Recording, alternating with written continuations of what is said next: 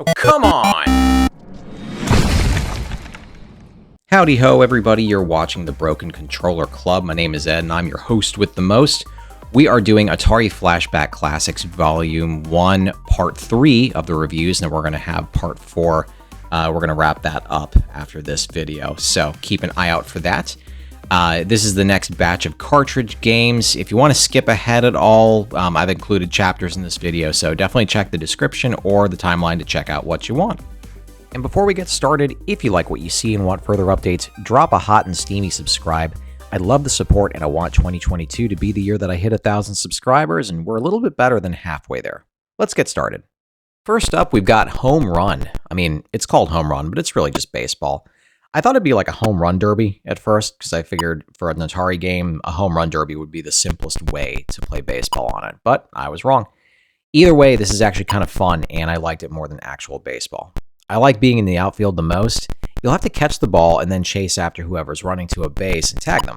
My problem with the field is that if you miss the ball, you won't be able to get it again from off screen, and there's a good chance the computer will just keep going and score. Hitting is a different animal.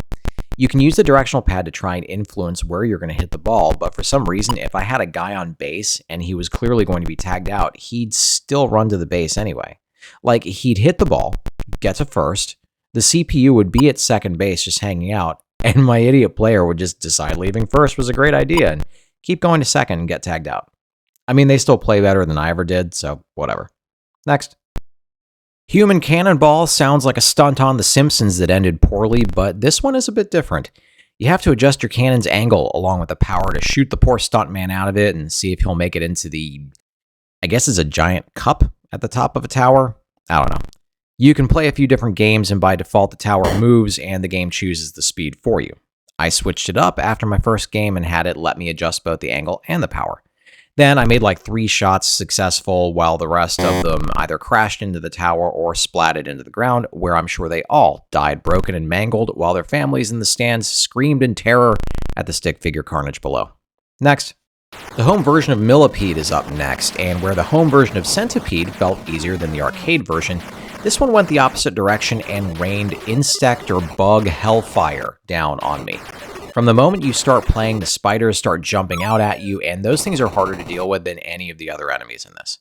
Make it a couple levels in, it'll actually start raining bugs on you, and I basically just sat in the corner and waited for them to go away. The DDT capsules are shortened to DT this time. I guess that extra letter didn't make the game playable or something. Anyways, this one's just alright. I liked Centipede better. Next to Reno, neighborino. Miniature golf was terrible. The hitting made such little sense that I had to look up the instruction manual, and after that, I went from being confused to irritated at how dumb this is. Basically, you start each level standing over the ball. Then you have to hit it into the hole and make it ricochet off of walls, stuff like that. The problem is that the farther away your square is when you hit the fire button, the farther the ball goes. But when most of the levels start you right next to the wall or a corner that you have nowhere to move from, and you have no choice but to give it little taps until you have enough room to hit it like a man would. You could also work from the opposite direction and just bank it off the wall you start near, I guess, but that's stupid and I shouldn't have to do that. This is mini golf. I'm not shooting pool. Next. Pong Sports decided to add a little variety to the classic game, and now you can play lots of different versions of Pong, like regular Pong, Pong with a whammy, whatever the hell that is. You can play soccer Pong, hockey Pong, foos Pong, visiting your mother while you're not home Pong, Grand Theft Auto Pong, Pong Bob Square Pong, Pong Pong, Pong of War, Donkey Pong Country, and more. Seriously, there's like 50 different options in this one, so I think this is as fancy as Pong gets until it comes out again on the PlayStation almost 20 years later. Quadrun's box says it's fun times 4, but I only found stupidity times 6 and irritation times 8 after playing it a few times, which, according to my worthless public school education that was still miraculously better than public school educations now, thank you teachers, equals fun times 0. After reading the manual and trying to figure this game out, you have to use your phaser balls, to shoot the captors and free the runts. You only have 3 phaser balls, so you have to catch them after firing them out. Nobody wants their balls loose or going somewhere they're not supposed to be. That's how you get sick. You know what? It's not even worth trying to explain this crap anymore. This wasn't good. Next. Radar Lock reminded me more of a primitive version of Top Gun on the Nintendo. It's a plane combat game where you take off into the sky and shoot down drones or enemy planes and occasionally make it back to the tanker to refuel. Unless you're me and you could never find the tanker no matter how hard you tried to follow the radar on the screen, and you'd eventually run out of fuel and the game would end. While that was stupid, the combat itself was actually kind of fun, and it was a nice change of pace from a lot of the other games I played in this batch. Not bad. Realsports Boxing was pretty hilarious. You can choose from one of 4 different boxers: Jab and Jack, Lefty O'Leary, Iron Fists, and Macho Man. Oh yeah! That's the best one I can do, I'm sorry. The game itself has 0 technique whatsoever, and you're just button mashing until one of you falls over, but it was still pretty fun. There's about as much skill involved as the old Rock'em Sock'em Robots toy that you could buy in the store. My favorite part of this, though, is when you just knock the guy down and he goes completely flat. Like those old anti-pot commercials where the guy would just sit on the couch all flat and not do anything. I don't know. This one charmed me. Next. So I have to say altogether that the Realsports games were basically a step up from the previous sports games that I played, and football was a major upgrade. Like, this one almost plays like a normal football video game and has downs and some simple plays and everything. It's still kind of clunky, but you don't have to pretend you're playing football nearly as much as you did with the original game that I reviewed before. The graphics look better too, though the players kind of look like they're frogs when they're crouched over.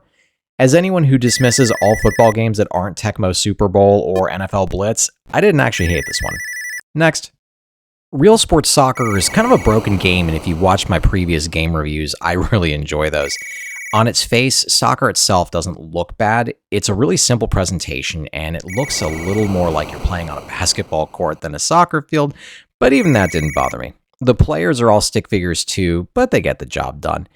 No, the biggest problem with this one is that I figured out that if the computer was ahead of me on the way to my goal, I could run the opposite way and appear right in front of the computer, steal the ball, and then run toward their own goal and score. Now, I was still really bad at this game despite cheating, and I still got scored on a lot, but only part of that was my fault. See, the computer figured out the same thing and cheated right back. Honestly, I was impressed that I got beat at my own game. The other thing that I considered is that this was an actual game mechanic, and that's maybe why the computer took advantage of it to begin with, in which case, whoever made this didn't know what they were doing. Next. Realsports Volleyball is super simple, but does everything it needs to do. You basically control both players on your team at once, and they move at the same speed, same directions, just one happens to be on the top half of the screen and the other is on the bottom. You can almost think of it as like a giant ping pong paddle or something. You can set each other up to make a shot, but as far as I'm aware, you can't actually spike the ball. Maybe it's in the manual, but honestly, I didn't care enough to look, and I'm taking a wild guess that you don't either. Anyway, this one was fun. And that's all I've got for part 3 today, but fear not, I've got more on the way as I wrap up my review with the last batch of games in part 4, coming soon. Thanks for watching. Congratulations! You're one of an elite few to make it to the end of the video. Reward yourself by hitting the round subscribe button in the middle, and then check out the other goodies I've got in the links next to it.